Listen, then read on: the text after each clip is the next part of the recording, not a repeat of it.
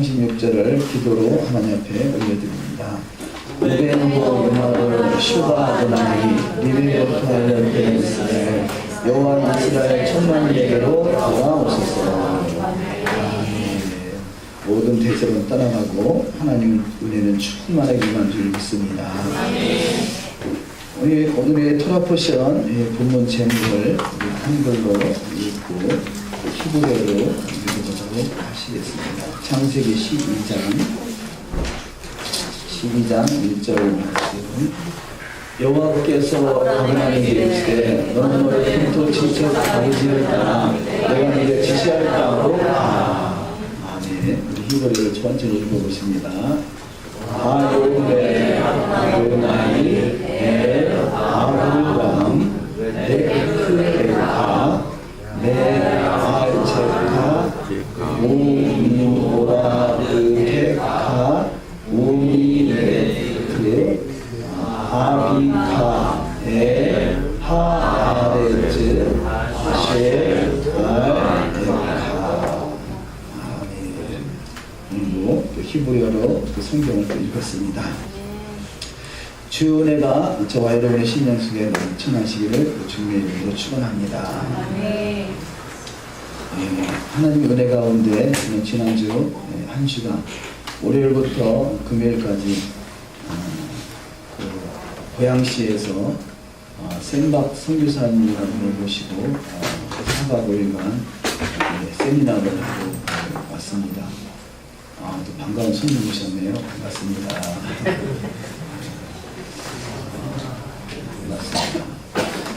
다음 주까지 계속 이어지는데 금요일까지 계속 진행됩니다. 특이한 분이시죠. 한국 사람이며 유대인이 되신 분이죠.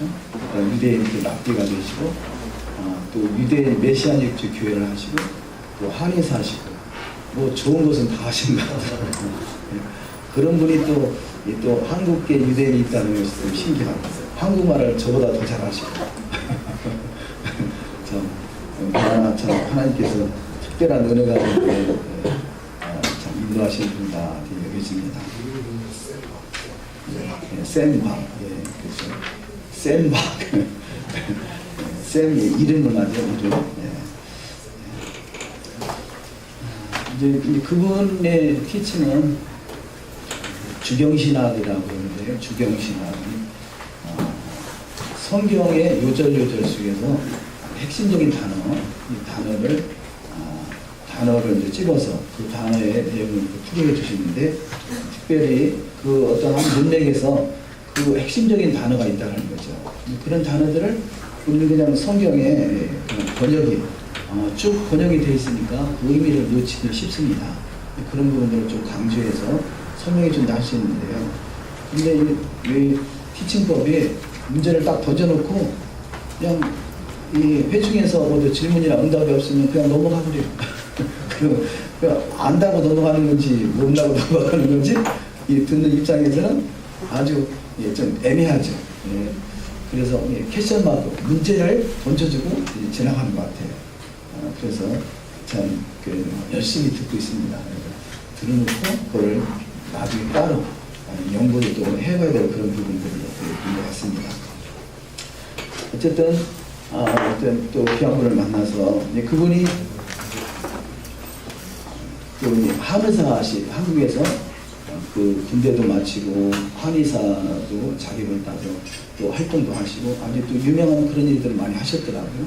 그러다가 어머니가 유대인이라 이미 그 유대 이스라엘에서 23년 전에 이스라엘 들어가서 유대인으로 공부를 새롭게 하시고 랍비까지 되시고 또 이런 한의사로서 활동을 하시니까 많은 분들을 치료하시니까 랍비나 또 이스라엘의 정계나 이런 또 재기인들을 많이 또 접하게 되고 아주 발을 많이 그 지경을 넓히시더라고요.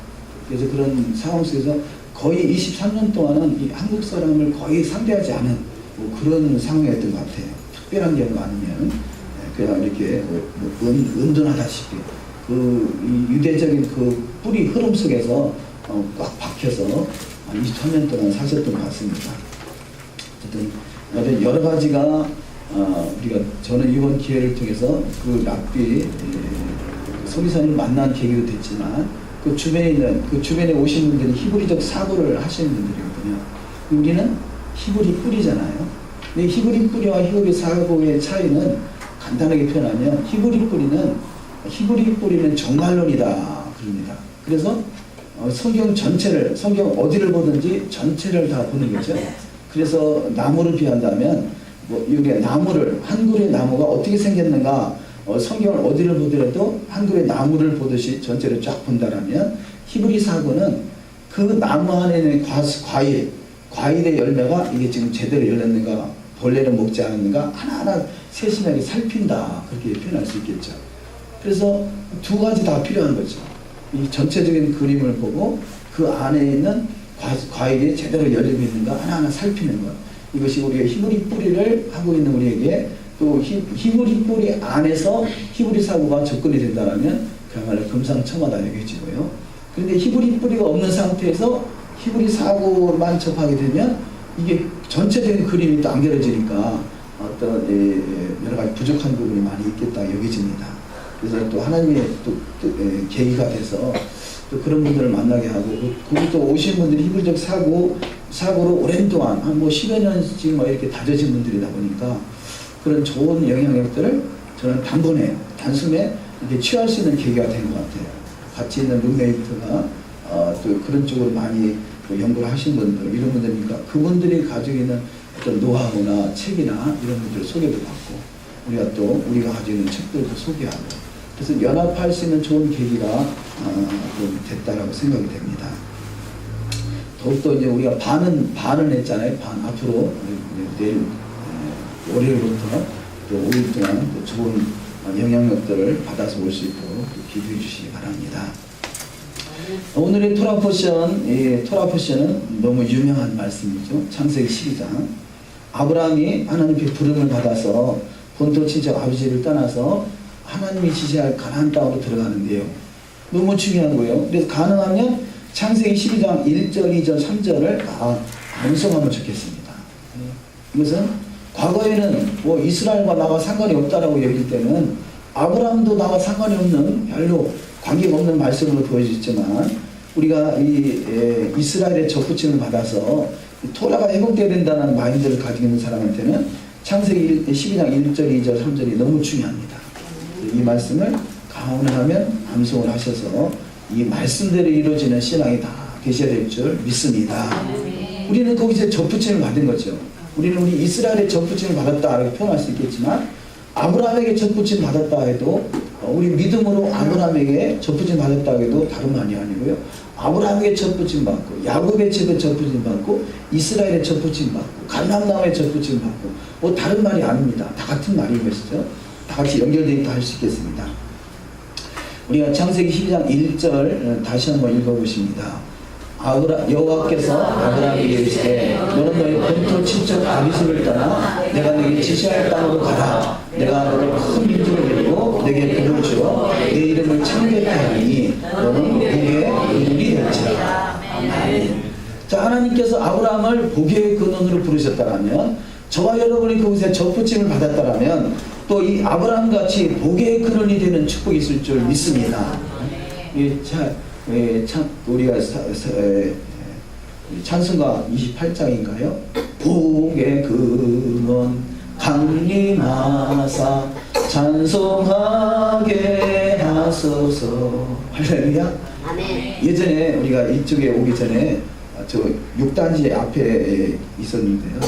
거기서 93세 되는 그 노인 권사님이 나오셨어요. 그 권사님은 평생을 일찍 남편을 여의시고 그 자녀들을 이렇게 키우셨는데 훌륭하게 잘 키우신 분인데요. 이분이 교회에 와서 앉기만 하면 복의 근원 강림하사 찬송하게 하소서. 아이고, 얼마나 그 복의 근원 강림 찬송가 28장을 얼마나 열심히 하시는지 몰라요. 제가 보기 하루에 한 100번도 더 하시는 것 같아요. 앉기만 하거나 뭐 하거나 하면 복의 근원. 참 감사했는데요. 제가 이 교회를 이전하면서 그분의 연세가 있으시니까 따라올 수 있는 상황이 못 됐잖아요. 그분을 딱 따로 떼어놓고 나온다는 게 너무 가슴이 아파서 내가 꼭 이렇게까지 교회를 옮겨야 되겠냐. 얼마나 고민했었는지 몰라요. 갑자기 그분이 생각이 나는데요. 저와 여러분이 바로 복의 근원으로 부르신 줄 믿습니다. 더더구나 저와 여러분이 복의 근원도 되지만 토라의 근원이란 말이에요. 우리가 토라를 받아서 처음 시작한 건 아니지만 대한민국 땅에 토라의 근원이 돼서 토라를 증거하시는 사명이 있는 줄 믿습니다. 이번에 그 세미나를 통해서요, 그 히브리적 사고를 좋은 부분도 배운 부분이 있지만요, 우리는 히브리 뿌리를 하잖아요. 그래서 오늘 선교사님이 어디서 오셨습니까? 그랬는데 대전 메시아닉 교회, 대전에서 왔습니다. 그랬더니 메시아닉 교회예요? 그래서 유대인 교회예요? 그러는데 메시아닉 그러면 유대인 교회로 이렇게 유대인들이 예배드리는 처소를 이렇게 그렇게 생각이 드는가 말이에요. 그래서 그게 아니라 여기는 히브리 사고를 지금 연구하는 데잖아요. 우리는 히브리 뿌리를 연구합니다. 그랬더니 그게 뭔 차이가 있는데요. 히브리 사고는 개신교에서 히브리적 관점의 좋은 부분을 뽑아서 이렇게 쓰는 것이고, 히브리 뿌리는 우리가 아예 그게 들어가는 것입니다. 그랬더니 그럼 거기가 더 깊으네요? 그래서 우리는 그렇게 이해를 합니다. 이분이 그때부터 관심을 가지고, 이분이 키르기스탄인가 선교사님이신데 거기서 신학교도 하시고 이렇게 하시더라고요. 그런데 문제는 모든 것이 한계가 왔다는 거죠. 그래서 한계가 와서 도대체 이 목회에 한계가 왔다고 여기시고 별의별 좋은 것들을 다 섭렵해보고 이렇게 접목을 해보는데 한계가 왔다고 그런 여겨진 차에 히브리 사고에 대해서 소문을 듣고 오셨다는 거죠. 근데 히브리 사고의 소문을 들은 정도가 아니라 그분은 어디까지 소문을 들은 거예요? 히브리 뿌리까지 소문을 들은 거예요. 그래서 아주 집중 관심을 보이셨는데, 그렇죠. 우리는 이제 히브리 사고가 그동안에 한 12년 동안 있었던 한국 강단의 하나의 디딤돌이 됐다면, 우리 이제 히브리 뿌리까지 들어가서 히브리 뿌리는 토라 회복입니다. 히브리 뿌리는 토라 회복인 것이죠. 그래서 토라 회복은 처음으로 돌아가는 것이죠. 우리 처음이 물론 창세기가 처음이지만 그 처음을 온전히 회복할 수 있도록 하나님이 시스템을 구축하는 것이 지금 이 아브라함의 부름이다 할 수 있겠습니다.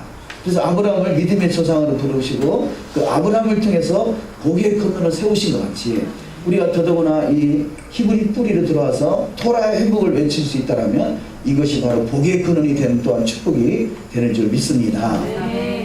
자, 첫 번째 이 중에 토라 포션이 레크레카죠. 레크레카라는 것은 가라로 그렇게 제목이 되어 있습니다만, 너 자신을 위하여 가라, 그런 메시지.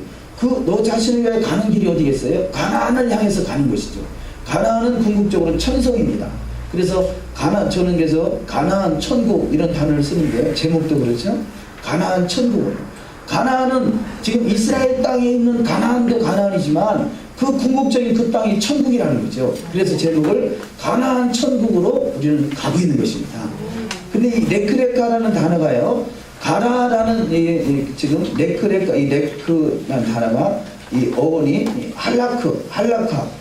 할라카라는 단어인데요. 할라카, 걷다, 행동하다, 오다, 들어가다, 가다라는 뜻을 가지고 있습니다. 이것을 파자하면 하나님 은혜를 인도하셔서 가나안 땅을 소유하게 하신다. 또 여호와의 계시의 말씀으로 가르치시어 가나안 천국을 소유하게 하신다. 뭐 그렇게 파자할 수 있겠습니다. 자, 그런데 가라라는 단어는 이 할라크라는 단어는요, 현재 진행형의 어떤 이 의미를 가지고 있다 할 수 있겠습니다. 그래서 자, 이 아담이 이 할라크라는 단어가 창세기 그 아담의 사건 때부터 사용이 되는데요. 아담과 하와가 선악을 알게 하는 실과를 따먹음으로 에덴에서 쫓겨나게 되는 거죠. 쫓겨났지만 하나님은 쫓겨난 그것이 이게 결정판이 아니란 말이에요. 이것은 하나의 시작인 것이죠.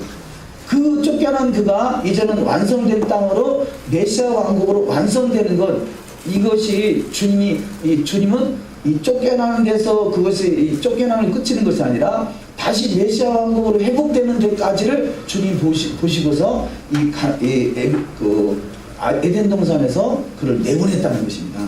이것이 우리가 히브리 뿌리 관점의 해석도 되지만 이것이 유대적인 관점이더라고요. 유대 랍비가 해석하는 관점이 바로 이 에덴에서 쫓겨나는 것은 바로 메시아 왕국까지의 그림을 가지고 하나님이 진행한다는 거죠. 이것을 할라카라는 거죠. 할리크라고 그러는데 그분의 표현으로 할리크라고 그러는데 할리크라고 그러더라고요. 우리는 이제 할라카 이렇게 할라크 이렇게 단어가 되어 있습니다만 이것이 가라라는 메시지라는 것입니다. 저와 여러분을 부르셨을 때는 그냥 부르심의 메시지 우리 예수 믿어 구원받은 것 여기서 그치는 것이 아니라 구원받은 백성이 결국 메시아 왕국에서 물론 궁극적으로는 이 하늘과 땅이 새하늘과 땅까지 들어가는 거죠. 천년왕국을 지나서 새하늘과 새 땅까지 바로 이것을 가라라고 하시는 메시지 안에 다 포함되어 있다는 거죠. 그래서 히브리어 원어적으로 메시지를 우리가 취한다면 거기까지 볼 수 있어야 된다. 그 히브리에서 원어에서 주는 메시지가 거기까지를 말씀하겠다는 거죠. 그래서 우리 단지 할라카 지금 레크레카를 볼 때 가라 라는 정도의 단어 메시지 보는 것이 아니라 그 종말까지를 보는 거죠. 그래서 우리 히브리 뿌리는 종말론이다 그렇게 표현합니다. 우리는 성경을 어디를 보든 이 가라 레크레카 이 할라카라는 단어같이 우리는 끝을 볼 수 있어야 되고 우리가 끝이 보인다면 우리 신앙의 경점에 어떤 상황이 있을지라도 흔들리지 않는 굳건한 반석이 되는 축복이 있을 줄 믿습니다. 바로 이들이 복에 거론해질 수 있습니다. 우리가 내 자신이 흔들린다면 누구한테 복에 거론이 되겠어요? 우리는 어떤 상황 속에서도 끝을 알기 때문에 종말을 알기 때문에 크고 영원한 날로 주님을 맞이할 수 있는 종말을 알기 때문에 우리는 날마다 승리하는 복된 여정이 다 되실 줄 믿습니다. 자, 그 두 번째 할라크는 현재 진행으로 완성을 향하여 나아가는 것입니다. 창세기 2장 14절 셋째 강의 이름은 히데겔이라 아스루 동쪽으로 흘렀으며 넷째 강은 유보라되더라. 자, 흐른다라는 단어가 할라크라는 단어죠. 흐른다는 거죠. 자, 에덴에서 흐르는 물이 결국은 만물을 소생케 하는 데까지 가는 것입니다. 그래서 계속 에덴에서 흘렀던 바로 이 창세기 2장, 3장에서, 창세기 2장에서 흘렀던 1장에 보죠. 이 1장, 2장에서 흘렀던 그 에덴에서 흐르는 물이 이 동쪽이라는, 지금 본문은 동쪽으로 흘러 이렇게 표현되어 있습니다만, 동쪽이라는 게뎀을 말하죠. 창세 전부터 있었던 이 에덴에서 흐르는 생수가 결국 만물을 소생케 할 수 있는 에스겔 47장까지 만물을 소생케 할 수 있는 그때까지 흘러가는 것입니다. 그 마지막 때 우리 주님을 믿는 자에게는 그 배에서 생수의 강이 흘러 넘친다고 그러죠. 그렇듯이 바로 그 에덴에서 흐르는 물이 만물을 소생케 할 수 있는 내 배에서 생수의 강이 흘러 넘칠 수 있는 초막절이 완성될 수 있는 그 시점까지를 우리 할라크라는 단어를 통해서 볼 수 있어야 된다는 거죠. 그래서 우리가 유대적인 관점으로는 우리가 그 마태복음에서 그 세례 요한을 통해서 예수께서 세례 받으시고 이것이 처음 침례의 시작이라고 보는 것이 우리 그 기독교 개신교의 관점이었다면 이미 이 유대는 바로 이 에덴에서 흐르는 그 물에서부터 바로 이들이 에덴에서 쫓겨나면서부터 저들이 그 흐르는 물에서 저들이 이 세례 의식을 행하면서 그 문맥을 이어오는 것이고 이것이 정결례라는 거죠. 정결례. 그래서 성막에는 이 정결례 통이 있지 않습니까? 반드시 성소에 들어가려면 손과 발을 씻고 들어가야 되는데 손과 발을 씻지 않으면 그들이 죽임을 당한다라고 이렇게 말씀하고 있습니다. 그만큼 정결례식을 행하는 거죠. 너가 에덴으로 돌아오길 원한다. 그럼 너희가 정결례를 행하라는 것입니다. 이것이 우리가 침례라 이렇게 불려주고 있습니다만 그래서 끊임없이 성소에 들어가기 위해서 이 성소가 에덴이라면 에덴에 들어가기 위해서는 우리는 반드시 정결례를 행하는 삶이 되어야 되는 줄 믿습니다. 우리는 말씀으로 씻어내는 거죠. 말씀이 물이 돼서 말씀이 생수가 돼서 우리는 날마다 하늘 양식으로 씻겨지고 먹어지고 또 주님의 보혈로 이렇게 부어지는 역사가 있을 줄 믿습니다. 자기 창세기 3장 8절 말씀 그들이 그날 바람이 불 때 동산에 거니시는 여호와 하나님의 소리를 듣고 아담과 그 아내가 여호와 하나님의 낯을 피하여 동산나무 사이에 숨은지라. 아멘. 여기서 이 거니시다라는 단어가 할라크라는 단어입니다. 자, 그러니까 생수가 흘러갈 때 흐르는 것, 이 진행형인 것이죠. 자, 이 가라라고 하는 것도 가는 것도 진행형이고 여기 지금 흐르는 것도 진행형이요. 거니시는 것도 진행형입니다. 주님은 지금도 저와 여러분을 위해서 동산을 거니시고 계신 줄 믿습니다. 자, 이렇게 거니시는, 그래서 가라라고 말씀하실 때는 그것을 완성된 바로 이 메시아 왕국 새하늘과 새 땅을 바라보고 주님이 진행시키고 있다는 것이죠. 우리가 무슨 일을 할 때 어떤 이 도면을 두고 도면을 놓고 그 도면에 따라서 건물을 짓는다면 건물이 시작할 때는 형체가 나오지 않으니까 무슨 건물인지 모를 것이에요. 그러나 건물을 짓는 사람은 도면을 보고 짓기 때문에 그 건물의 완성을 이미 알고 있는 것이죠. 주님이 저와 여러분을 불렀을 때는 저와 여러분 인생이 어떻게 그림이 그려지는지 잘 모를 수 있지만 주님은 이미 알고 그리고 있다는 사실입니다. 그래서 이것을 완성되는 것이 이것이 아싸라는 단어를 할 수 있겠습니다. 창세기 12장 2절 내가 너로 큰 민족을 이루고 내게 복을 주어 내 이름을 창대케 하리니 너는 복의 근원이 될지라. 아멘. 여기서 내가 너로 큰 민족을 이룬다. 이것이 아싸한 거죠. 아싸. 우리가 좋은 일이 있으면 아싸 그러잖아요. 예전에 이 자매가 우리 교회에서 항상 이 먹고 자고 있던 자매가 있었어요. 그 자매가 예를 들어 어디 가서 오늘 외식하자 그러면 아싸 이 사모가 외식을 가끔 잘 시켜줬는데 아싸 그러는 거. 아주 그 아싸라는 단어를 그 자매가 알아서 썼는지 몰랐었는지 모르지만 그 자매가 그 아싸라는 단어를 아주 좋아했어요. 근데 저는 그때 히브리어를 몰랐기 때문에 히브리어 아싸를 몰랐지만 지금 보니까 그 아싸가 그 자매가 잘 배움이 없었던 자매예요. 그럼에도 불구하고 아싸라는 저는 아주 좋아했었는데 여기 보니까 큰 민족을 이루는 것이 아싸인 거죠. 저와 여러분을 큰 민족을 이루게 하기 위해서 아싸가 하기 위해서 부르신 줄 믿습니다. 우리는 복의 근원은 시작이잖아요. 그 복의 완성은 큰 민족입니다. 이것이 하나님의 나라고 주님이 친히 다스리는 나라 메시아 왕국이요 새하늘과 새 땅이 되는 줄 믿습니다.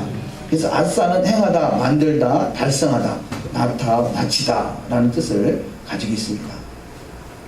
이것이 바로 우리에게 주어진 영원한 언약이라는 것이죠.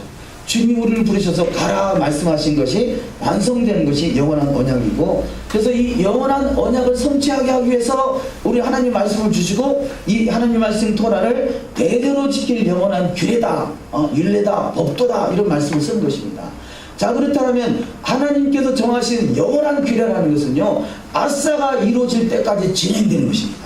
할렐루야. 자, 중간에 어떤 연으로 그치는 게 아니에요. 우리는 그동안에 2000년 역사가 예수님께서 완성했으니까 절기도 그치고 음식물도 그치고 이 성전도 그치고 다 그쳤다고 생각했잖아요.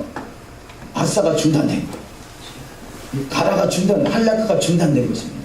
하나님은 완성된 그림이 메시아 왕국이고 새하늘과 새 땅이라면 그 완성된 그림까지는 우리가 계속 할라크가 진행되어야 되는 상황인 것이고요. 그때까지는 아싸가 아직 이루어지지 않은 상태인 것입니다. 그렇다면 영원한 규례요, 율례요, 법도요, 절기요, 토라요 이 성전은 계속 진행형인 것입니다. 우리는 완성된 그때까지를 향해서 우리가 달려가야 될 줄 믿습니다. 이들이 바로 복의 근원을 제대로 이해하는 사람, 아싸를 완성시키는 데까지 가는 사람들의 삶의 현장이라 할 수 있겠습니다. 두 번째, 여호와의 이름을 위해서 단을 쌓죠. 창세기 8장 20절을 한번 합독하십니다. 노아가 여호와께 제단을 쌓고 모든 정결한 짐승과 모든 정결한 새 중에서 제물을 취하여 번제로 제단을 드렸더니 여호와께서 그 향기를 받으시고 그 중심에 이르시되 내가 다시는 사람으로 말미암아 땅을 저주하지 아니하리니. 아멘. 자, 여기 제단을 쌓고 모든 정결한 짐승과 정결한 새 중에서 제물을 취해서 번제로 제단에 드립니다. 참, 노아가 이 방주에서 나와서 가장 첫 번째 한 일이 제단을 쌓는 일이죠. 그러면 지금 노아가 방주에서 나오자마자 뭐를 했다고요? 제단을 쌓았어요. 그러면 노아가 방주에서 나오자마자 죄를 졌기 때문에 제단을 쌓나요? 그건 아니단 말이에요. 자, 제단을 쌓고 제사를 드리는 것이 반드시 죄가 있어야지만 하는 것은 아니라는 것이죠. 여호와의 이 5대 제사가 있잖아요. 번제와 소제와 화목제와 속죄제와 속건제. 자, 이 중에서 최소한 번제와 소제와 화목제는 죄와 상관이 없는 제단이란 말이죠. 지금 노아가 쌓은 제단은 죄를 짓기 때문에 죄를 씻기 위해서 짓는 그 제단이라기보다는 하나님 앞에 경배하는 거죠. 예배하는 것이죠. 예배하는 제단을 쌓는 것입니다. 우리가 그냥 제단을 쌓아야 된다, 제사 드려야 된다고 무슨 경기를 하듯이 그런 일들이 있는데, 하나님 앞에 제단을 쌓는 것은 당연한 것이죠. 우리가 지난 이짝 사피라 집회 때 거기서 질문했던 청년이 그 이짝 사피라는 데서 희파를 얻었잖아요. 그 청년이 이 대전에 와가지고 이 토라신을 하겠다고 이렇게 작정을 하고 이 부모님한테 어머니한테 얘기를 했어요. 그랬더니 도대체 무슨 그 이름 있는 신학교도 아니고 도대체 듣도 보도 못하는 신학교에 뭐 가서 공부한다고 방을 얻어달라고 그러니까 이게 뭔 말인가 싶어서 그분이 한 세대를 부모님이 한 세대를 나오고 또 이 그 목회를 하고 계세요. 그 순복음 목회를 하고 계신데, 그래서 이 대전 메시아님교회 김길종 쳐보니까 무슨 희생제사가 어떻게 놀래가지고 이 완전히 자식이 가도 잘못 가고 있다고 난리가 난 거예요. 집안이 발칵 뒤집힌 거예요. 다른 데는 다 가도 거기는 안 된다 이렇게 된 거죠. 그래서 어제 아침에 전화가 왔더라고요. 그 어머니가 그 사모님이 전화가 왔어요. 그래서 오죽 답답하면 저한테 전화까지 했겠어요. 아들은 뭐 이게 거기만 뭐 갈 데가 없다고 가야 된다고 그러지. 이 보니 무슨 희생제사가 아직도 유효하다고 뭐 그러지. 보니까 인터넷에 보니까 별의별 말이 다 써있지. 그래가 놀래가지고 이 메시지를 줬는데 저는 세미나 주니까 메시지를 못 받죠. 그래서 전화가 오길래 무슨 전화가 싶어서 이렇게 전화를 받았더니 제가 그 학생의 어머님이다 이렇게 말하면서, 아니 희생제사가 아직도 유효하다는 말이 무슨 뜻입니까? 이렇게 물어보시더라고요. 그래서 우리가 간단하게 계시록 11장을 한번 펴보시기 바랍니다. 우리 한번 뭐 이 말씀 나온 길 한번 펴보실까요? 다 아는 말씀이겠습니다만, 요한계시록 11장. 순복음교회도 주님의 재림의 때를 기다리는 그런 신앙가를 가지고 있잖아요. 요한계시록 11장 1절, 2절, 3절을 한번 읽습니다. 또 내게 지팡이 같은 갈대를 주며 말하기를, 일어나서 하나님의 성전과 제단과 그 안에서 경배하는 자들을 청량하되 성전 밖 마당은 청량하지 말고 그냥 두라. 이것을 이방인에게 주었은즉 저희가 거룩한 성을 42달 동안 짓밟으리라. 내가 나의 두 증인에게 권세를 주리니 저희가 붉은 베옷을 입고 1260일을 예언하리라. 아멘. 제가 사모님께 전화를 드려서 전화로 이 세 구절을 읽어주시기 바랍니다 라고 읽고세요. 자, 예수님이 오시려면 반드시 두 증인이 있어야 되죠? 그랬더니 그렇대요. 그러면 두 증인이 있을 때 일어날 사건이 오늘 본문의 말씀입니다 라고 말하면서 다시 한번 보겠습니다. 지금 요한계시록 11장 1절에 또 내게 지팡이 같은 갈대를 주며 말하기를, 일어나서 하나님의 성전과 제단과 그 안에 경배하는 자들을 청량하라 이렇게 말씀했습니다. 자, 그러면 예수님이 오시기 전에 두 증인이 있어야 되고, 두 증인이 등장할 때는 반드시 있어야 될 일이 있는데, 성전이 있어야 되고 제단이 있어야 되고 그 안에서 경배하는 자가 있어야 됩니다 라고 말씀드렸습니다. 사모님, 여기 성전이 있고 제단이 있고 경배하는 자가 있고 성전 밖 마당을 이방인들이 42달 동안 짓밟는 사건이 있죠. 만약에 이것을 천상의 세계를 말한다면 어떻게 이방인들이 42달 동안 성전 밖 마당을 밟을 수 있겠습니까? 이것은 분명히 예루살렘에 있는 성전을 말하는 것입니다 라고 했더니 이해가 된대요. 그러면 성전은 아직 유효하죠? 그랬더니 그렇대요. 제단도 아직 유효하죠? 그렇대요. 경배하는 자도 아직 있죠? 그렇대요. 그러면 희생제사가 아직은 유효하다는 말이 그 말이지, 우리가 희생제사를 드려야 구원받고 구원받는다 그렇게 말하는 것이 아닙니다. 그랬더니 이제 이해가 된다고, 그러면서 아들이 이제 이해가 된다고 그러더라고요. 그래서 아들이 지금 잘 가고 있는 것입니다. 아들이 지금 걱정할 일이 아니라 아들을 위해서 기도해 줘야 될 일입니다 라고 했더니 알았다고 그러시더라고요. 그런데 나도 부모들이 입장하면서 지금 대학교 3학년 1학기까지 마친 학생이 신학 공부하러 온다는 거 나도 원치 않습니다. 대학교를 마저 마치고 오라고 저도 그렇게 권유하겠습니다. 그랬더니 부모가 너무 좋아가지고 그러더라고요. 어쨌든 문제가 있으면 당사자한테 전화를 하든지 만나든지 해야 대화가 돼야 문제가 풀어지는데, 그냥 남의 말만 들으면요 계속 오해를 쌓여요. 제가 이런 희생제사도 그렇고요, 여러 가지 문제로 그냥 주변에서 목회자한테 얼마나 나쁜 사람이 돼 있는지 몰라요. 왜냐? 내가 연합을 안 한다는 거요. 그래가지고 막 지난주 오신 분도 그러잖아요. 왜 목사님은 연합을 안 하십니까? 아니 처음 교회 온 분이 나한테 따지듯이 그러는 거예요. 누구한테 나는 그게 들었다는 거죠. 마치 연합을 일부러 안 하는 것 같이 그런 오해들. 그래서 문제가 있거든요. 당사자한테 직접 만나든지 전화를 하든지 직접 대화를 하면 몇 마디만 하면 그렇잖아요. 그게 금방 그렇군요. 양쪽 이야기를 다 들어봐야 알겠군요. 그러더라고요. 엊그저께 또 한 분이 저쪽 아랫지방에 계신 목사님이세요. 연합 얘기를 하길래 제가 그랬어요. 아니 제가 이렇게 뵙자고 그래서 이 교단에 뵙자고 말씀드렸더니 신학교를 내려놓고 교단을 내려놓고 만나주겠다 그렇게 말한다 하니 어떻게 우리가 만날 수 있겠습니까? 그랬더니 그래요? 그러더라고요. 이런 일들이 그래서 우리는 당사자 양쪽 이야기를 다 들어보지 않으면 이게 참으로 오해할 수 있는 소지가 많다는 것이에요. 그리고 선악과가 뭐냐? 선악과가 제가 새롭게 또 조명되는 부분인데요. 선악과가 뭐냐? 자기 중심의 말을 하는 것이 선악과예요. 우리는 그래서 하나님의 의도는요. 하나님의 의도는 정확하다는 거죠. 하나님의 의도는 정확한데 우리가 내 속에 섞인 것이 있다 보니까 내가 판단해가지고 그걸 말하니까 이 오해를 불러일으키는 거예요. 그래서 할 수만 있으면 내가 지금 내 말하고 있는지 주님의 말, 주님의 수준, 주님의 시각으로 말하고 있는지 주님 하나님 중심으로 말하고 있는지를 우리 잘 살펴야 되는데요. 우리가 이런 부분들이 훈련이 되어 있지 않다 보니까 나는 지금 하나님의 말씀을 하고 있다고 말하고 있지만 실상은 내 말하는 것이 많은 거죠. 자기 중심의 말을 하고 있는 것이죠. 그래서 그런 데에서 오는 오해들이 많이 생기고 있는 것을 우리가 발견할 수 있습니다. 할 수만 있으면 말 안 하는 게 좋고요. 말을 하려거든 철저하게 하나님의 관점에서 말하고 있는 것을 확실하게 살피고 그렇게 해서 설령 이 말하는데 잘못해서 오해를 불러일으키는 소지는 없어야 되잖아요.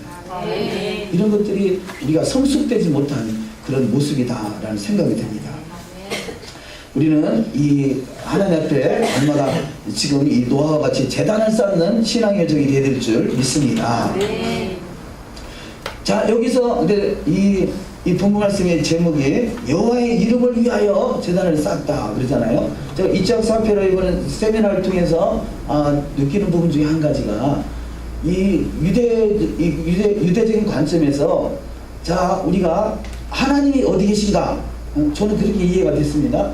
하나님은 어디 계신가 할 때 우리는 하나님이 우리가 성전을 지으니까 성전에 하나님이 계실 것이다 라고 생각할 수 있다는 거잖아요. 그런데 그 부분을 제가 뭐 이렇게 통역을 들었기 때문에 그 언어는 제가 뭐 이해를 못하고 통역을 들었기 때문에 맞는지 틀린지 잘 모르겠어요.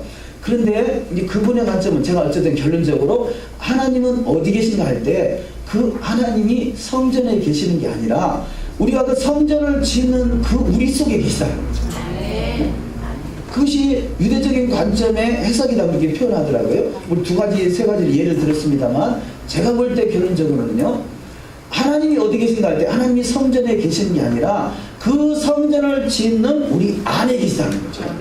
그래서 너희가 하나님의 성전이라는 거죠. 우리가 그래서 너희가 뭐 예배를 드려도 신령과 진정을 드려라 또 하나님의 예물을 드려도 자원하는 마음으로 드려라 성전을 짓기 위해서 무엇을 하는 것이 그것이 자원하는 마음으로 하나님 자유하게 하는 온전한 율법을 주셨습니다. 지킬 수도 있고 안 지킬 수도 있어요. 지켜도 되고 안 지켜도 될 수 있어요. 그러나 그렇다고 뭐 토라를 안 지켜도 된다고 말하는 게 아닙니다. 그리고 지켜야 된다고 말하는 것도 아닙니다. 그건 자유예요. 그런데 뭐라고 했습니까? 하신 말씀이 이 토요일 사관 예배를 지킬 수도 있고 일요일날 썬데이를 지킬 수도 있다. 그런데 그거는 자유지만 썬데이는 언약 밖에 벗어난 것이다. 언약 밖에 있는 것이다. 샤밧은 언약 안에 있는 것이다.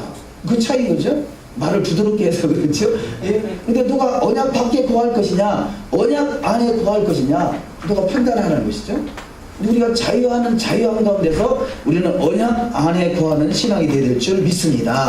우리가 주님을 향해서 너희가 하나님의 거하실 처소를 잘 지어져 가느니라 이렇게 말씀하죠. 에베소서에서 하나님이 어디 계시냐 하나님이 거하실 처소를 잘 지어져 가는 그 속에 함께하고 계신 줄 믿습니다. 그로 주님이 저와 여러분 안에 함께 하신 줄 믿습니다. 자, 세 번째 토라포션 알리야 마지막 때의 소동성 이 제목을 가지고 잠깐 말씀을 나눕니다. 자, 소돔성은 여호와의 동산같이 아름다운 땅에 아름답고 풍성한 곳이라 그렇게 말합니다. 그러나 그 소돔성은 악하고 큰 죄인 있는 곳이다 이렇게 결론을 짓죠. 두 번째, 소돔 사람들은 불법을 행실을 보므로 그런 행실에 물들어갔다는 것입니다. 그야말로 여호와의 동산같이 아름다운 곳이었다고 할 수 있지만 사람의 심령 속에 있는 그 모습을 통해서 우상숭배, 그야말로 이 동성애 이런 것으로 가득한 그런 모습을 보니까 그렇게 닮아가더라는 것입니다. 결국 그래서 소돔성이 아름다운 여호와의 동산 같은 땅이었지만 결국은 다 불과 유황으로 그 심판을 받는 땅이 되버리고 말았습니다. 이것이 우리 심령, 하나님 우리 중심을 살핀다는 거죠. 겉으로는 번들해 보일 수 있지만 우리 속에 무엇이 들어있느냐, 하나님은 중심을 살피고 그것이 바로 하나님의 의다라고 표현할 수 있겠습니다. 세 번째, 같은 상황에 있던 아브라함은 여호와 하나님께 단을 쌓는 신앙생활을 했기에 그가 오히려 많은 복을 받는 자가 된 것을 본문을 통해서 알 수가 있습니다. 노아도 단을 쌓고 아브라함도 단을 쌓고 저와 여러분도 단을 쌓는 신앙, 그래서 신령과 진정한 예배자의 신앙이 되는 줄 믿습니다. 자, 이렇게 현재 보여지는 모습은 오히려 소돔성을 택했던 이 롯이 더 축복을 받았다 할 수 있겠지만 그러나 그 중심에 단을 쌓는 신앙이 됐기에 결국은 동산한 것을 바라봤을 때 그 모든 땅을 바로 이 아브라함이 차지하는 복의 근원이 되는 축복이 있는 것을 볼 수 있습니다. 시편 1편 1절 이하 말씀을 읽습니다. 복 있는 사람은 악인들의 꾀를 따르지 아니하며 죄인들의 길에 서지 아니하며 오만한 자들의 자리에 앉지 아니하고 오직 여호와의 율법을 즐거워하며 그 율법을 주야로 묵상하는 자로다. 그는 시냇가에 심은 나무가 철을 따라 열매를 맺으며 그 잎사귀가 마르지 아니함 같으니 그가 하는 모든 일에 다 형통하리로다. 아멘. 자, 복 있는 자는 이렇게 말하죠. 복 있는 자는, 자, 누가 복 있는 자냐? 악인의 길을 따르지 아니하고 죄인의 길에 서지 아니하는 자죠. 이것을 바라크라고 그럽니다. 그런데 그 말씀이 내 안에서 이루어진 상태, 이것을 아슈레이라고 그러죠. 산상수훈에 심령이 가난한 자는 복이 있나니, 산상수훈은 바로 아슈레이가 이루어진 상태를 말하는 것입니다. 저와 여러분이 토라의 삶을 살아가지며 그것이 내 안에 기쁨이 있다라면 아슈레이가 이루어진 상태예요. 내가 그렇게 돼야 된다, 난 주님의 신부가 돼야 된다라고 그냥 바라보고 나가는 상태라면 이것이 바로 바라크의 상태를 알 수 있습니다. 자, 그런데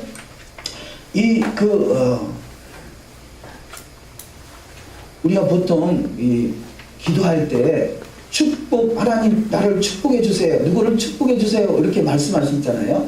근데 우리가 할 수만 있으면 이 하나님이 우리를 축복하는 것이 아니라 그분은 복을 주신 분이세요. 그래서 그분은 기도할 때 그 축복이라는 단어와 복이라는 단어를 잘 구별해서 사용하는 것 중요합니다. 주님은 우리를 축복하는 것이 아니라 우리에게 복을 주시는 분이세요. 우리는 누군가를 위해서 중보로 축복할 수 있죠. 누구를 축복해달라고 할 수 있지만 주님으로에게 복을 주시는 분이세요. 그래서 나를 축복해 주시옵소서가 아니라 복을 주시옵소서. 이렇게 이 축복과 복은 어떤 개념이 좀 차이가 있다라고 표현할 수 있겠습니다. 자, 다음에 멜기세덱의 반차를 따르는 예수와 우리가 그래서 지금 아브라함이 조카 롯을 구하고 그 다음에 이 멜기세덱을 만나서 축복을 받죠. 그런데 이 본문에는 지금 기록이 안 되어 있습니다만 아브라함이 조카 롯을 구하러 갈 때 318명의 군사를 데리고 가서 아브라함이 조카 롯을 구합니다. 그때 이 318이라는 숫자는요, 이 히브리 숫자로 318은 하누카라는 단어예요. 하누카가 뭐냐? 훈련하다는 뜻을 가지고 있습니다. 자, 그러면 아브라함이 이 갈대아 우르에서 하란을 거쳐서 이 지금 가나안 땅에 들어오기까지 처음에는 그에게 군사가 없었어요. 그런데 이 아브라함이 갈대아 우르에 떠날 때는 조카 롯과 이 부인과 일부 극소수가 나왔다면 하란에서 이 가나안 땅에 들어갈 때 318명의 군사가 생긴 것이죠. 이 말은 뭔 말이냐? 아브라함은 전도자였습니다. 아브라함이 전도해서 주님의 군사로 잘 훈련됐더니 이것이 아브라함을 돕는 엄청난 그 군대가 되더라는 것이죠. 우리가 이 영혼을 구원해서 그를 전도하고 양육한다는 것은 군사로 세워지는 것입니다. 그래서 잘 훈련된 군사를 세워줘서 그 군사를 세워질 만큼 강한 군대가 되고 큰 민족을 이루는 축복이 일어날 줄 믿습니다.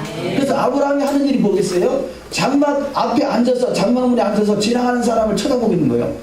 그러니까 그 당시에 광야인데 지금도 그 아브라함이 살았던 브에세바나 이쪽 가면요, 이 사람이 그렇게 쉽게 지나가는 지역이 아니에요. 어쩌다 한 사람이 지나가는데 왜 그 사람을 기다리겠어요? 그 유대적인 전승에 의하면, 미드라시에 의하면 전도하기 위해서. 사람을 만나는 것이 전도하기 위한 것이죠. 그냥 전도만 되면 군사가 되는 건 아니잖아요. 그를 전도해서 잘 토라로 양육할 때 이게 군사가 되는 것입니다. 그래서 너희는 가서 모든 족속으로 제자를 삼아 아버지와 아들과 성령의 이름으로 침례를 주고 내가 너희에게 분부한 모든 것을 가르쳐 지키게 하라. 군사를 세워주는 것이죠. 오늘 오후 있을 이 신앙 수업이 교육이잖아요. 교육. 잘 훈련된 군사를 세우지 않는 거죠.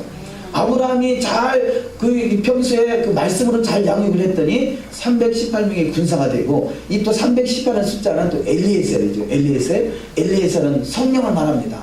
이 엘리에셀은 이 아브라함을 돕는 이 몸종이죠. 그러니까 아브라함을 돕는 몸종이 바로 이 성령을 표현하는 거죠. 자, 이렇게 준비 군사를 세우시니까 군사를 세우기 위해서 열심히 힘을 다했더니 하나님이 성령이 그와 함께 하심으로 그가 전쟁에 나와서 승리하게 하고 하나님의 나라가 왕성하게 세워지는 축복이 있는 줄 믿습니다. 자, 이것이 바로 아브라함은 이 멜기세덱의 반차에 따른 따른 소속인 것이고요. 또한 이 아론의 반차에 따른 또 아론의 반차가 있고 그렇죠. 그래서 이 멜기세덱의 반차, 우리 믿음의 반차는 바로 멜기세덱의 반차에 속한 것입니다. 우리가 이 아론의 반차에 따라서 우리가 이 제사를 드려지는 우리가 그 반열이 아니라 우리는 하늘에 속한 자죠. 그래서 저와 여러분은 하늘에 속한 자예요. 그래서 하늘에 속한 자는 모든 것을 다 포함하고 있죠. 자, 땅에 속한 아론의 반차는 하늘에 속한 것을 포함할 수 없지만 하늘에 속한 저와 여러분은 바로 아론의 반차까지도 우리가 포함하고 있는 것입니다. 네, 거기까지 하고 말씀을 넘어갑니다. 다섯 번째, 믿음의 정의 이렇게 표현했는데요. 자, 믿음이란 단어, 이 아브라함이 여호와를 믿으니 그를 의로 여겼다. 본문에 그렇게 말씀하죠. 그 믿음이란 단어를 보면 아만이란 단어인데 지속하다, 직행하다, 확고해지다, 부양하다, 영구적인 신뢰하다, 확실, 믿음, 참으로, 진실로 여러 가지 단어로 사용됩니다. 근데 우리는 단순히 믿음, 그래서 믿기만 하라 이렇게 표현하는데요. 믿음은 또 신실한 것, 그 믿음은 또 충성된 것입니다. 여러 가지 단어로 해석을 했습니다만, 지금 아만이라는 단어를 파자하면 하나님이 다스리는 나라가 생명으로 임하다. 생명 되신 예수께서 만왕의 왕으로 임하시다. 하나님께서 땅의 나라에 생명으로 임하시다. 이렇게 파자할 수 있겠습니다. 첫 번째, 믿음의 나라가 바로 예수의 나라고요. 두 번째, 믿음의 나라는 진실한 자가 들어가는 나라다. 또 세 번째, 믿음의 나라는 성실하고 진실한 자가 들어가는 나라다. 이렇게 표현할 수 있겠습니다. 네 번째, 믿음의 나라는 충성된 자가 들어가는 나라다. 잠언 13장 17절 이하 말씀을 읽습니다. 악한 사자는 재앙에 빠져도 충성된 사신은 양육이 되느니라. 많은 사람이 각기 자기의 인장을 자랑하나니 충성된 자를 누가 만날 수 있으랴. 그 주인이 이르되 잘하였도다. 착하고 충성된 종아, 내가 적은 일에 충성하였음에 내가 많은 것을 내게 맡기리니 내 주인의 즐거움에 참여할지어다 하고. 아멘. 충성된 종아, 내가 적은 일에 충성하였음에, 여기서 이 충성이라는 단어가 에문이라는 단어인데 아만, 믿음과 에문화와 같은 스펠을 가지고 있는 단어죠. 다섯 번째, 믿음의 나라는 아멘하여 하나님께 영광을 돌리는 자가 들어갑니다. 여기서 이 아멘이라는 단어도 바로 아만, 에문화, 에문 같은 스펠을 가지고 있습니다. 여섯 번째, 이 땅을 내게 주어 소유를 삼게 하려고. 하나님이 왜 아브라함을 부르셨느냐? 이 땅을 내게 주어 소유를 삼게 하겠다. 그렇다면 저와 여러분을 왜 부르셨느냐? 바로 아브라함에게 주어진 그 땅을 저와 여러분에게 주어져서 소유를 삼게 하신 줄 믿습니다. 창세기 15장 6절을 읽습니다. 아브라함이 여호와를 믿으니 여호와께서 이를 그의 의로 여기시고 또 그에게 이르시되 나는 이 땅을 내게 주어 소유를 삼게 하려고 너를 갈대아인의 우르에서 이끌어낸 여호와니라. 여호와를 바라고 그의 도를 지키라. 그러면 내가 땅을 차지하게 하실 것이라. 아멘. 자, 이 땅을 내게 주어 소유로 삼게 하시려고 아브라함을 부르셨다는 것입니다. 이 지금 시작에 아브라함이 여호와를 믿으니라고 말씀하시면서 믿는 자가 누구냐? 하나님이 이 땅을 내게 주어 소유를 삼게 하는데 누가 그 땅을 소유를 차지하느냐? 시편 37편 34절에 여호와를 바라고 그의 도를 지키라. 그리하면 내가 땅을 차지하게 하실 것이라. 아멘. 여호와의 도를 지키는 자, 여호와의 토라를 지키는 자가 땅을 차지하게 된다는 것입니다. 우리는 왜 이스라엘이 내 땅이라는 생각을 갖지 못했느냐? 여호와의 도를 지키지 않는 자였기 때문에 상관이 없었어요. 관심이 없었어요. 그런데 내 땅이 그 땅이 내 땅이구나 깨닫는 순간에 여호와의 도를 지키 행하는 자가 되어야 된다는 사실을 믿어지게 된 것이죠. 이것이 하나님의 은혜인 것입니다. 히브리적 사고는요 이 개념이 없더라고요. 하나하나 부분적으로 이 신앙이 잘 자라고 있는가 그걸 하나하나 열면을 살피고는 있지만 그 땅이 내 땅인지는 모르겠어요. 여전히 이원론적으로 저 천국의 천상의 세계를 그 천국으로 이해하고 있는 그 수준에 있더라고요. 그래서 조금 대화를 하다가 충돌이 일어날 것 같아서 입을 딱 다물었습니다만 남의 집에 가서 남의 잔치집에 가서 분란이 일으킬 필요는 없잖아요. 좋은 것만 취하면 된다고 생각합니다만 어쨌든 이 히브리 사고는 그 수준에 있더라고요. 두 번째, 하나님께서 아브라함에게 약속하신 땅은 어디인가? 이 땅이 바로 세상의 중심입니다. 에스겔서 38장 12절 물건을 겁탈하며 노력하리라 하고 내 손을 들어서 황폐하였다가 지금 사람이 거주하는 땅이 여러 나라에서 모여서 짐승과 재물을 얻고 세상 중앙에 거주하는 백성을 치고자 할 때. 아멘. 자, 이스라엘이 바로 예루살렘이 세상 중앙인데 그래서 이 세상 중앙에 거주하지 못해. 왜냐? 하나님의 백성들이 세상 중앙에 거주하는 때가 주님의 나라고 메시아 왕국이잖아요. 이것을 이루지 못하기 위해서 끊임없이 이스라엘 중심으로 이 중동 세력이 이 진을 치고 있고 이 세상 종교들이 진을 치고 있어 끊임없이 세상 중심으로 이 토라가 회복된 사람을 입성하지 못하게 하는 것이 사단의 전략이죠. 두 번째, 이 땅은 아담이 범죄에 빼앗긴 땅입니다. 창세기 32장 23절 이하 말씀. 세 번째, 우리 믿음의 아버지 아브라함이 들어가기를 사모했던 땅이 바로 이 땅이요. 그것이 바로 이스라엘이요. 아브라함이 주은 기업입니다. 네 번째, 하나님이 사랑하시는 도시 바로 예루살렘 성입니다. 계시록 20장 9절 그들이 지면에 널리 퍼져 성도들의 진과 사랑하시는 성을 때문에 하늘에서 불이 내려와 그들을 태워버리시고 결국 하나님의 도석이 불성각이 돼서 그 사면은 다 태워지는 역사가 마지막 때에 나타날 줄 믿습니다. 자, 세 번째, 아브라함에게 주신 언약은 아브라함의 자손 우리에게도 주시는 영원한 언약입니다. 갈라디아서 3장 28절 너희는 유대인이나 헬라인이나 종이나 자주자나 남자나 여자 없이 다 그리스도 예수 안에서 하나이니라. 너희가 그리스도께 속한 자면 곧 아브라함의 자손이요 약속대로 유업을 이을 자니라. 아멘. 하나님께서 아브라함을 부르시고 아브라함이 믿음을 가졌더니 이 땅을 내게 주려 하셨고 이 땅을 소유하는 자가 바로 여호와의 도를 행하는 자인 것을 깨달아서 저와 여러분 가운데도 그리스도께 속한 자서 아브라함의 자손으로서 예비하신 유업이 예비되어 있는 줄 믿습니다. 네 번째, 그래서 마지막 전쟁은 이 땅을 놓고 전쟁하는 전쟁인 것이에요. 이것이 마지막 전쟁인 것입니다. 스가랴 14장 2절 이하 말씀을 읽습니다. 내가 이방 나라들을 모아 예루살렘과 싸우게 하리니 그때 여호와께서 나가사 그 이방 나라들을 치시되 이왕이 전쟁 날에 싸운 것 같이 하시리라. 여호와께서 천하의 왕이 되시리니 그날에는 여호와께서 홀로 한 분이실 것이요 그의 이름은 홀로 하나이실 것이라. 아멘. 자, 이 땅 바로 예루살렘 주님이 약속하신 아브라함에게 주어진 기업이 회복되는 것, 이때가 바로 천하의 왕 되신 예수께서 재림하셔서 천하의 왕으로 등극하는 시기가 되는 줄 믿습니다.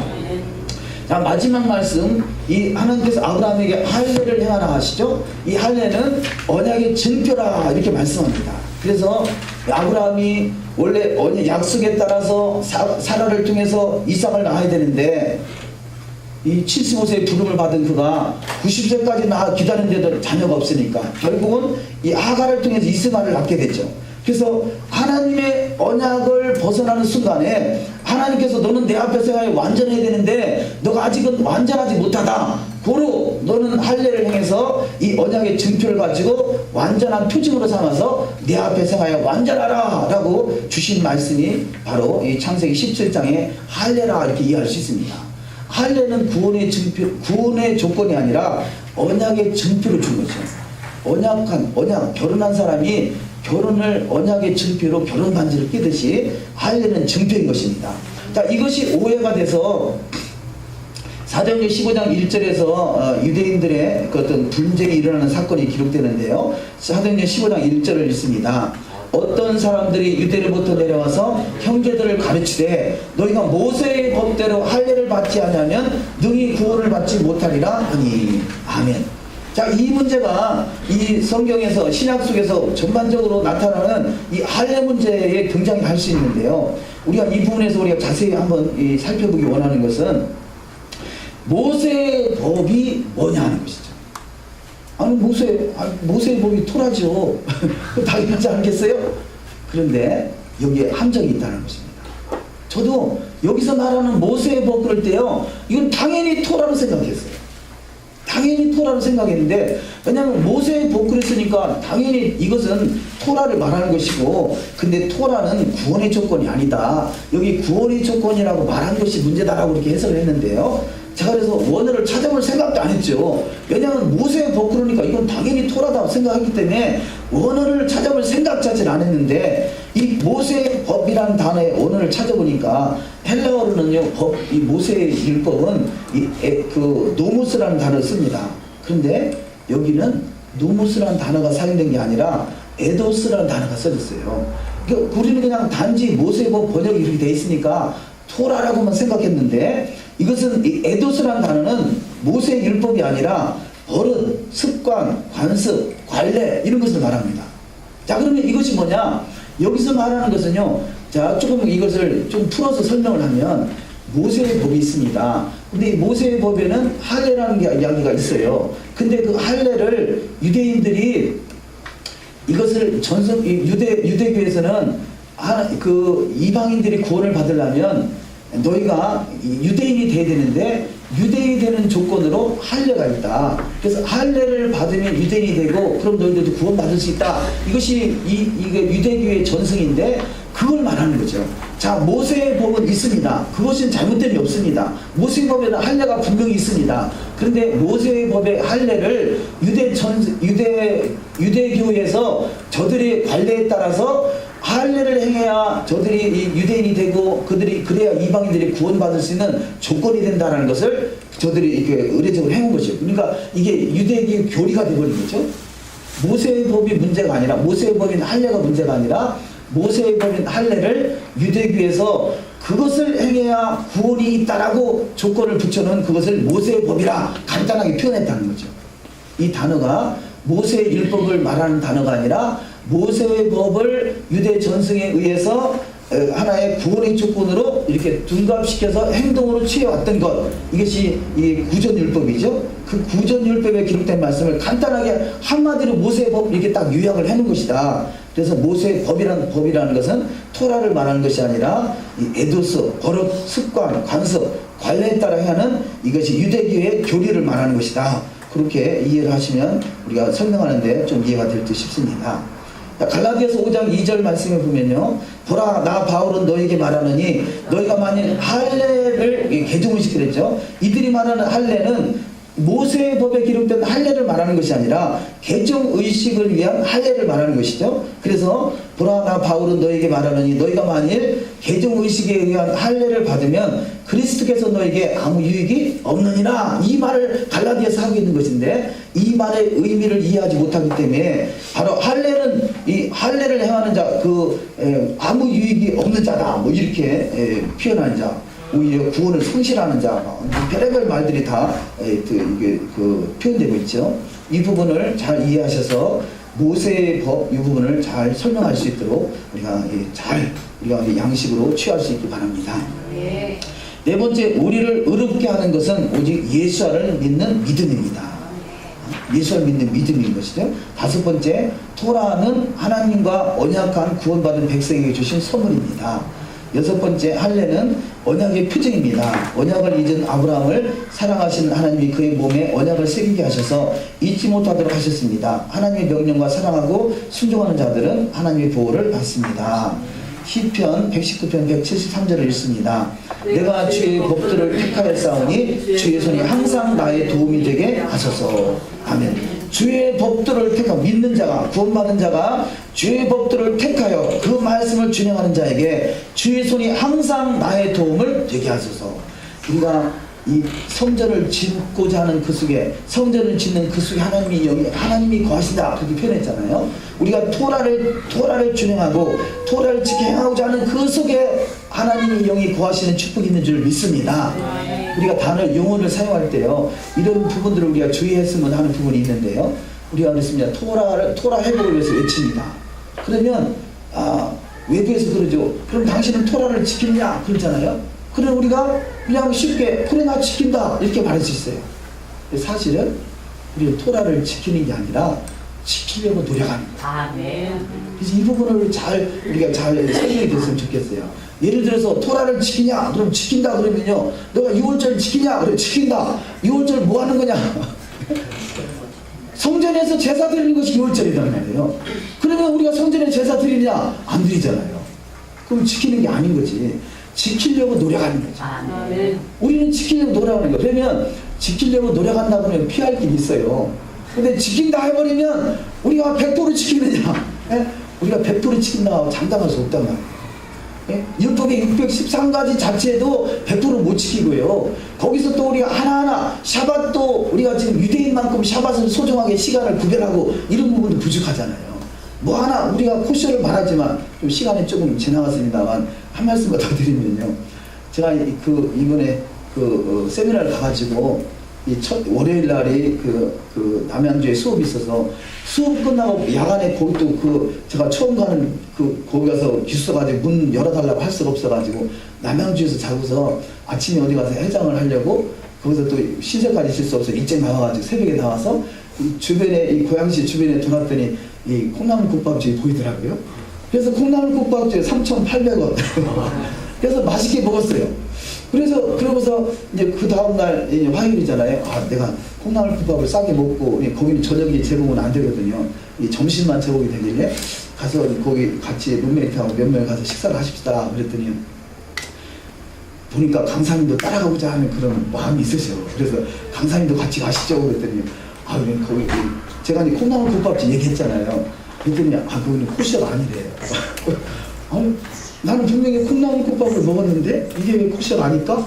그래서 나중에 강사님 따로 가시고 나서 물었어요. 아니 그 집이 왜 콩나물국밥이 코시가 아니죠? 그랬더니 그 집은요, 오징어를 끓여서 국물을 내서 콩나물국밥 만든대. 나는 그게 오징어 국물인지 뭔지 어떻게 알았어요. 그냥 콩나물국밥 맛있게 먹었는데 그 콩나물국밥이 오징어를 삶아서 국물을 내서 콩나물국밥을 만든다는 거예요. 나는 코시아를 어긴 거예요? 코시아를 지킨 거예요? 어긴 거잖아요. 그러니까 나는 코시아를 지킨다고 자신있게 말할 수 없다는 거예요. 코시아를 지키려고 노력하는 거죠. 그렇잖아요. 누가 그거를 빌미를 잡아가지고 당신이 코시아 지켜요? 지킨다. 당신 콩나물국밥 오징어 국물을 먹었잖아. 할 말이 없는 거죠. 우리는 그래서 토라를 지키려고 노력합니다. 이것이 더 합당할 것 같아요. 그러면 우리가 누가 시비를 걸어도 나는 지키려고 노력하는 사람이지 내가 100% 지키는 사람은 아닙니다. 그럴 수 있잖아요. 그러나 우리가 100%는 안 되지만 했으면 예전에는 50% 했다면 60%, 70%, 80%, 90% 늘려가는 축복이 있어야 될 줄 믿습니다. 한 말씀만 더 드릴게요. 우리는 과거에는 돼지고기는 이 코시인지 뭔지 상관없이 먹었어요. 근데 알고 나니까 돼지고기는 이게 코시가 아니래. 그래서 이제 소고기만 먹어요. 근데 소고기도요, 요즘에 또 보니까 소고기를 잡을 때 피를 안 빼고 또 잡았대. 그러면 또 과거에는 소고기 생각 없이 먹었는데 이게 피가 들어있느냐 안 들어있느냐 그걸 또 확인하고 소고기 그 안에 그러더라고요. 인천에 있는 신학교 어느 그 학생이 그런 거예요. 거기서 1%라도 피가 들어있으면 어떡하지? 그러면 이게 몇 프로 피가 빠졌느냐 확인하고 볼 것인가. 우리는 토라를 지키는 사람이 아니라 토라를 지키려고 노력하는 사람. 그게 맞는 것 같아요. 어쨌든 우리가 과거에는 50%였다면 좀 업그레이드 60%, 70%, 80%, 90% 늘려가셔서 우리 안에서 지키려고 힘쓰는 것, 성전이 지어져 가려고 노력하는 것, 그 속에 주님이 거하신다는 거죠. 너가 100% 지켜야 돼, 함께 하겠다, 그런 게 아니에요. 우리는 내 상 현실 속에서 지키려고 몸부림치며 나가는 그 마음속에 주님이 거하신다는 거죠. 그것이 바로 하나님의 나라인 것입니다. 그것이 바로 아슈레인 것입니다. 아슈레. 우리가 심령이 가난한 자는 복이 있나니 천국이 자기 것입니다. 하나님의 말씀을 힘쓰면서 지키려 노력하는 그 속에 주님의 나라가 이루어져서 천국을 누리는 축복이 있을 줄 믿습니다. 기도하십니다. 이 시간에 말씀을 생각하면서 기도하기 원합니다. 가나안 천국으로 여호와 이름을 위하여 마지막 때의 소동성 멜기세덱의 반차 예수와 믿음의 증이 이 땅을 내게 주어 소유를 삼게 하려고 언약의 표징의 할례, 이 말씀들을 우리 기억하면서 그 말씀이 내 안에서 100%는 아니지만 말씀대로 이루어지길 소망합니다. 또 말씀의 나라, 또 이스라엘이 온전히 회복되길 소망합니다.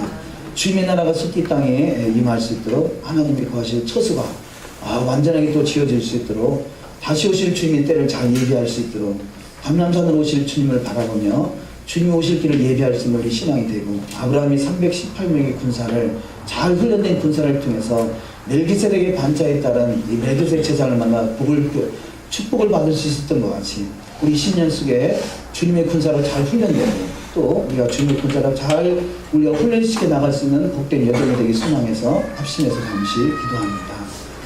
하나님 아버지 감사합니다. 오늘도 거룩한 샤밧으로 구별하게 하시고 주님의 성소에 들어가 더욱더 주님을 더욱더 가까이 할 수 있도록 인도하시며 감사합니다. 하나님의 가나안 천국을 향해서 우리를 부르시고 그 가나안 향해서 가라 말씀하시는 것 아버지 가나안 땅이 온전한 천국 땅을 이루어주시는 복된 여정으로 주님 축복하여 주시옵소서.